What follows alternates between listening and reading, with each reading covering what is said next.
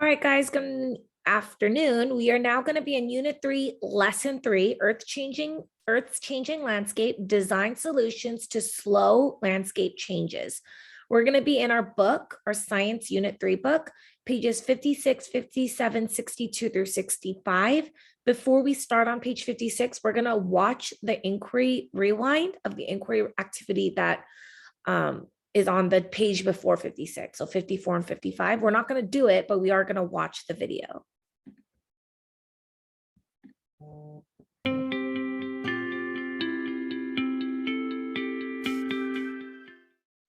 In this lesson, you'll explain what people can do to help slow the changes to the Earth's landscape. Let's look at the photo of the straw wattles. How do you think these wattles can prevent or stop erosion? In this activity, you'll observe how water erosion affects a hill and how a paper towel wattle can prevent or reduce water erosion. To carry out this investigation, you'll use safety goggles, a pan, sand, a cup, a spoon, a pitcher of water, a pre-prepared cup, clay, paper towels, tape, and toothpicks. To complete this activity, you'll make a model of a wattle. A wattle is a tube-shaped device, usually made from straw. A wattle is placed on a hillside to prevent erosion. You will build your model to see how a wattle works. Before you begin, make a prediction. What effect will a wattle placed on a hill have on soil? Take a moment to share your prediction with your classmates, then select Continue. For this activity, wear safety to protect your eyes. Be careful with pointed ends when working with toothpicks.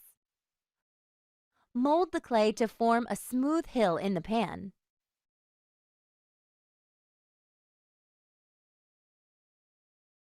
Next, use a spoon and half of your sand to evenly cover the hill.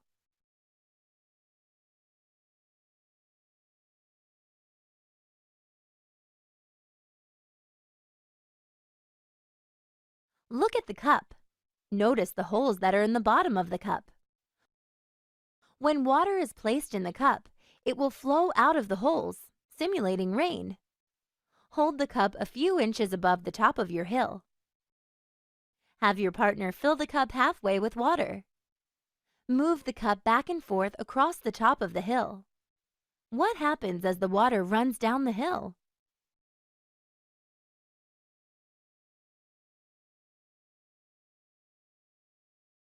Record your observations in the data table under Without Paper Towel. To see the video again, select Replay. Select Continue when you finish recording. Next, use the paper towel to gently push the wet sand to the opposite side of the pan. Use additional paper towels to remove most of the water from the pan. Dispose of wet paper towels according to your teacher's directions. Use the spoon to place the remainder of dry sand on the hill. Now you're going to make the wattle. Roll the paper towel into a log shape. Place a piece of tape around the wattle to keep it from unrolling. Don't put the tape in the middle of the wattle. Set the wattle across the middle of the hill. Your teacher will poke 3 guide holes in your wattle for you. To hold the wattle in place, carefully put a toothpick down through each end of the wattle and into the clay. You may have to twist the toothpick to get it through the layers of paper towel. Put the remaining toothpick down through the middle of the wattle and into the clay.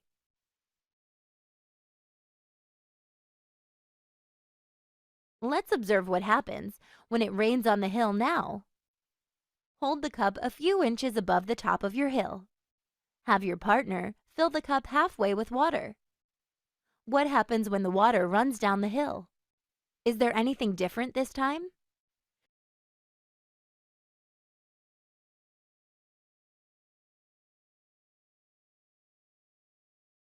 Record your observations in your data table under With Paper Towel.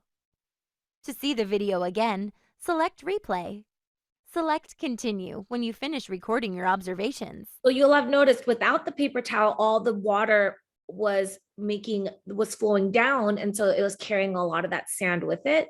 But with the paper towel was like absorbing that water. And so all of that sand that was below the hill, well, on the hill, it wasn't moving because the paper towels were catching the water. Now that you've finished gathering data, take some time to communicate your findings. Use your data to complete the information section. All right, we're not going to do that. So I just wanted to show you guys how wattles work. What we are going to be doing is we're going to be now reading in your book. So you guys are on page 56. Ways to slow landscape changes, page 56. Vocabulary. Look for these words as you read. Natural resources, prevent, and solution.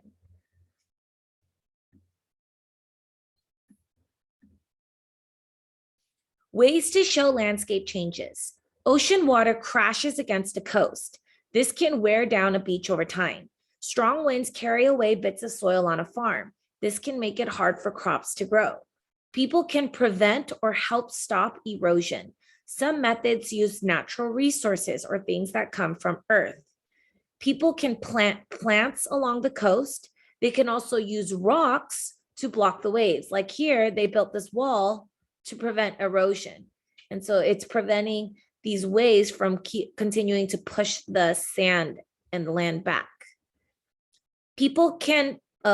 Farmers plow curved rows of fields on hills.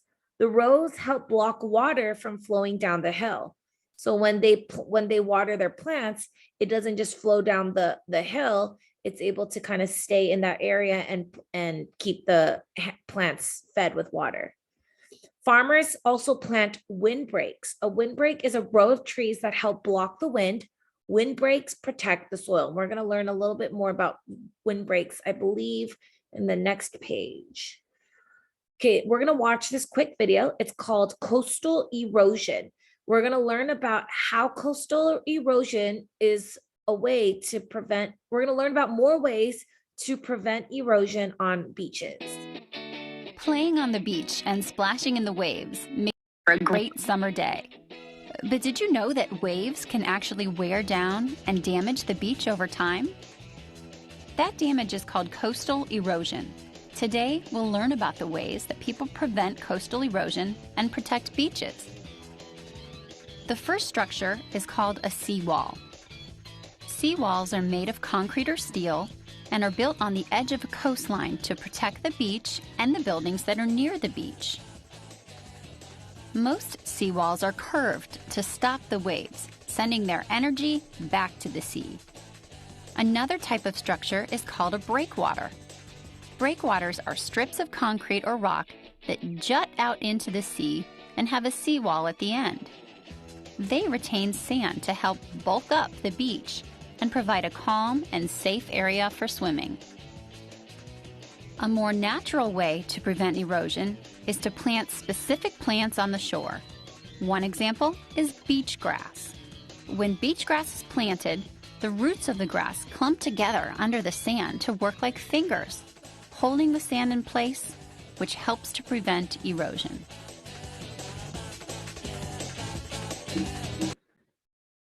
All right.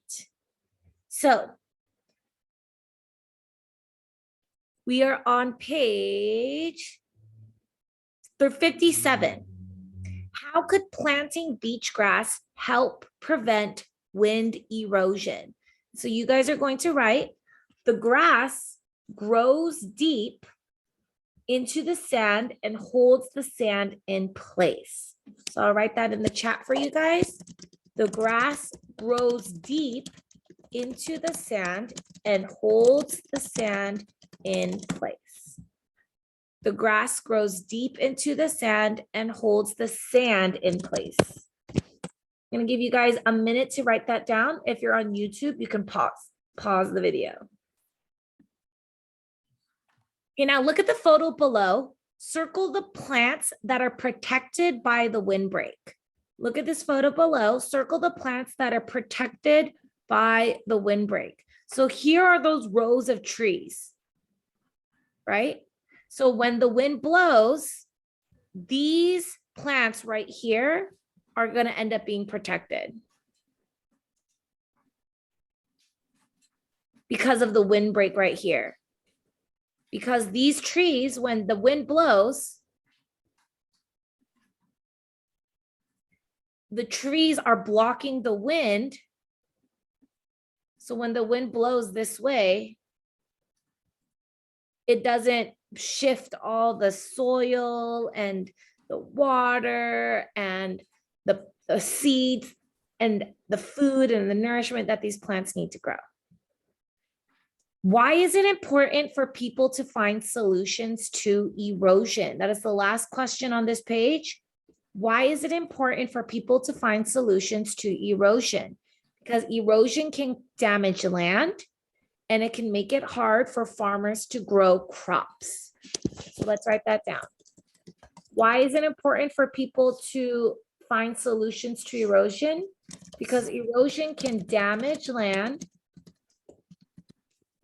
and then wind erosion on a farm can make it hard to grow crops. Go ahead and write that down for the last question on page 57. I'm going to give you guys a minute to write it down. If you're watching it on YouTube, you can pause the video. Now, we are not going to complete this. We're not going to do this page. We're just going to talk about it. Okay. So you're just going to watch it. You don't have to actually fill this out. Okay. So it says, investigate how the height of a windbreak affects how well it prevents wind erosion. Go online, explore the simulation wind erosion to investigate how wind can affect the soil where farmers grow crops.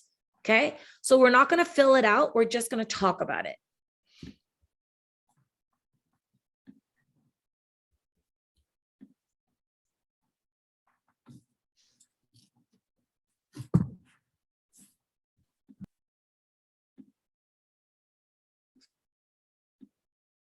All right, here is your simulation. And you know what? I think you guys can actually play with this too. So if you want to play with it too, I'm going to put it in the chat. Hopefully that works. Strong winds pick up bits of soil and carry them away. This makes the land less able to produce good crops. Select OK to see the effects of wind erosion.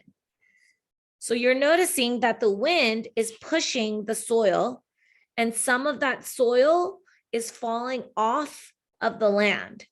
And look, before the soil was really rich, and now it's becoming very dry. With no windbreaks, soil could produce 500 ears of corn. So I'm sorry, one of these corns is 500. So 500, 1,000, 1,500, 2,000. So it could have 2,000 or 5. Just think of 5 corns. 5 corns would be equal to 2,000. Wind can erode soil. Windbreaks can, okay, let's see if they'll read it to us. Wind can erode soil. Windbreaks can help. Trees, shrubs, or grasses can work as windbreaks. Choose a type of windbreak. Then decide which areas to plant it. Select play. What do you observe? How did the windbreak affect the field and the crop produced? All right, so here we have our cornfield. I'm going to put these really tall ones. And earlier we saw that the wind was coming from this direction, right? So let's go ahead and put some there and let's play it. Ooh, so it's not as bad. So it kind of goes through and it does a little bit, it gets rid of a little bit of dust. Ooh, but look at here. A lot of it's blocking the first row, but not really the second row. So look at how dry that second row is getting. But wow, by putting these tall trees, what do you guys notice? We were able to make a lot more. We were able to make 1, 2, 3, 4, 5, 6, 7, 8, 9. If 1 is 500, then 2 is 1,000. 1,000, 2,000, 3,000, 4,000, 4,500. So we can make so much more corn, ears of corn, by putting these big trees. Okay, let's see. So some of you guys are saying that you only made a few. Let's see if we put these grasses. Okay, it's kind of, it stops it at the front, but look, the wind gets stronger and stronger as it continues, and it just keeps blowing away that dirt. Oh no, we've only produced 1, 2, 3, 4, 5. So that wasn't very helpful at all. Okay, what about if we do this like green shrubbery bush? Nope, still This park, not. I did it all around it. Oh, that's a good idea. I just made a lot. Okay, so that didn't really help a lot. 1, 2, 3, 4, 5, 6, 7. With your windbreaks, soil could produce 3,000 ears of corn. So 3,000, I think we could do better. So some of you guys are saying we could do it all around. So I'm going to use these little trees. And I'm going to put it all around this time. Okay, it looks a little bit better.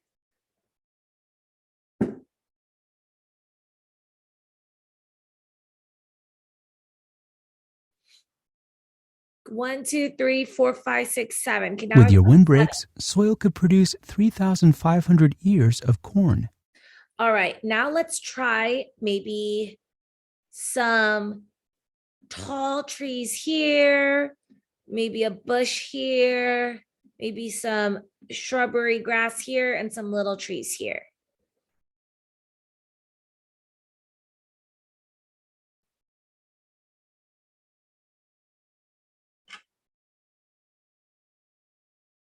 Miss Park, I found a way to stop the wind as well.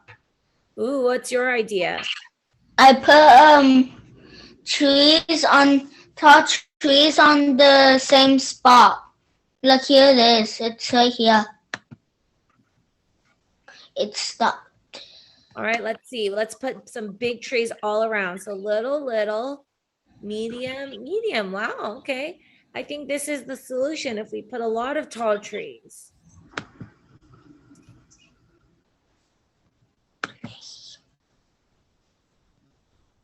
One, 2, 3, 4, 5, 6, 7, 8, 9. So it looks like With your windbreaks, soil could produce 4,500 ears of corn. so a lot more. Remember, without any of it, if we put no trees at all,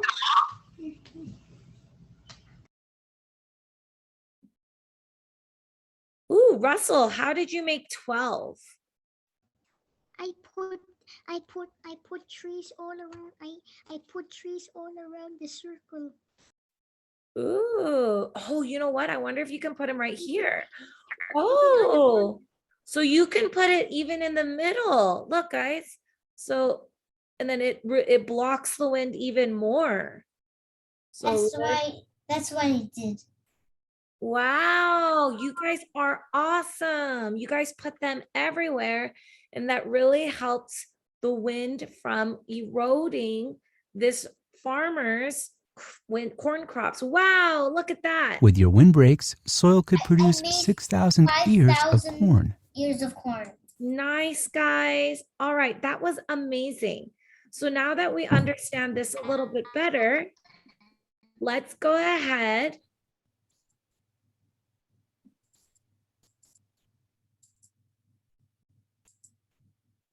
and answer.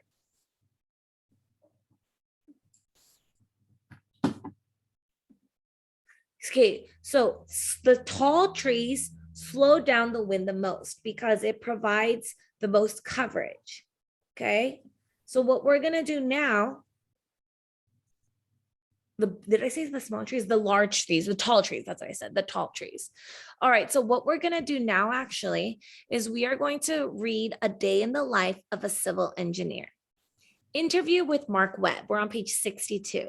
Mark Webb is a civil engineer. A civil engineer manages construction projects. These projects can include roads and bridges. They can also be projects about water supply treatment and power lines. How do you get interested in becoming a civil engineer? My father was a paving contractor. He brought a design plant. He brought design plants home. He made it a game to have me find the missing information. An old pipe caused erosion of this slope.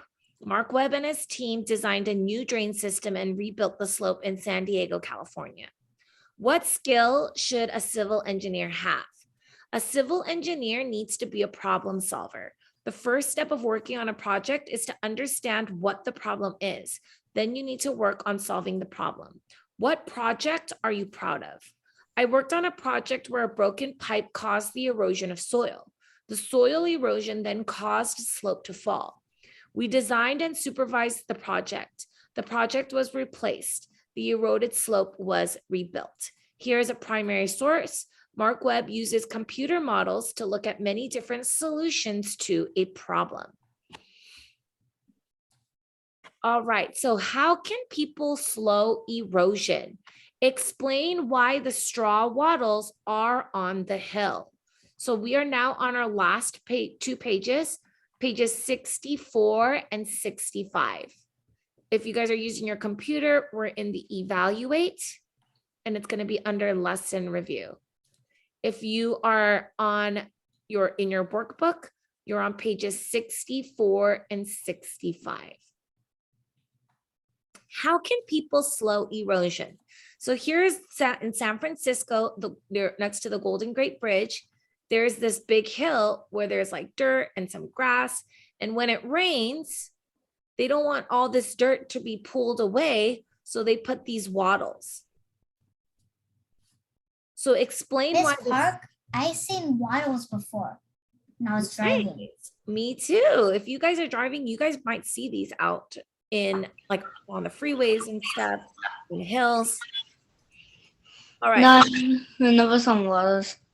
Yeah. Explain why the straw wattles are on the hill. They are on the hill to prevent erosion. So when it rains, it makes it so that the rain doesn't wash away all this dirt and this soil. Because if it kept doing that, then this little hill where these people are walking to walk across the bridge would disappear. And they don't want that. So why are the straw wattles why are they on the hill? To prevent erosion. That's all you need to write. To prevent erosion. Write that down.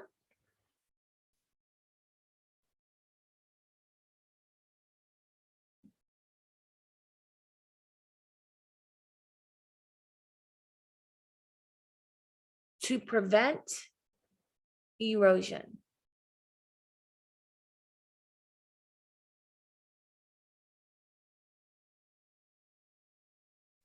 All right. It is in the chat if you guys need more time. We are now going to be on the next page, page 65. A farmer is planning a windbreak to protect her crops. Which of the following should she think about when she makes a model? Write it in the chat. A, how far apart to plant the trees? B, where to plant the trees? C, the shape of the trees? D, the size of the trees? E, all of the above, or F, none of the above. A farmer is planting a windbreak to protect her crops. Which of the following should she think about when she makes a model? Okay, I see a lot of B's, where to plant the trees. Okay, that is true. That is something that she should think about. However, that's not the right answer. Why is it not that right answer? Think about it, guys. Because E, all of the above are the right answer. The reason why is because you need to think about all these things when planting your windbreak. Because for example, let's say that you decide to plant your trees, okay? So here's your land and where to plant the trees. Okay, you decide you're going to plant your trees here. Now, if you plant your trees like this, there's still going to be wind that comes through these gaps. So what else is important? So it is B, but also how far apart to plant the trees. The closer you plant them, then the less wind is going to erode your soil. What about the shape of the trees? If you chose little tiny trees, it's not going to help as much as these big trees. Big trees are going to prevent erosion more than little trees. So the shape and the size. Because if you pick, like, let's say that you chose the shape of a tree like this, and you chose the shape of a tree like this one is going to provide more coverage than this long one. So the shape, the size, where, and how far apart is all important. So the correct answer is going to be E, all of the above. E, all of the above, okay? Now, next question. Label each photo. Write the method used to prevent erosion, then explain how the two methods are similar and different. Label each photo. Write the method used to prevent erosion, then explain how the two methods are similar and different. What is this first one called? We just did a simulation on this. It starts with a W. What is the first one called?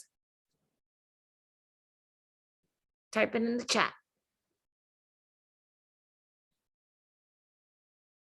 Okay, I got windbreak, and then what is the second one called? It was on the page before this. It was on this page right here. What are these called?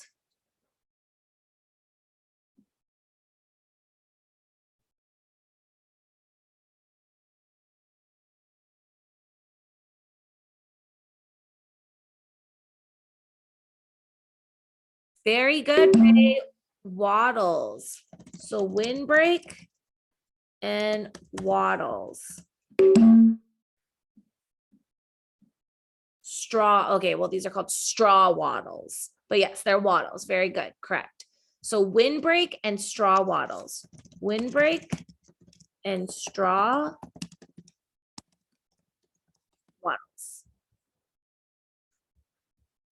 And then the next part of it is explain how the two methods are similar and different. Okay. So windbreaks and straw wattles both help prevent erosion. So I'm just going to write both prevent erosion. They protect land by blocking wind or water. Okay, windbreaks block wind. Straw wattles block water. Okay, so that's what I'm going to write in here. You can write the whole long, you can write a long one, but as long as you write both prevent erosion, windbreaks block wind, straw wattles block water. That's all you need to write.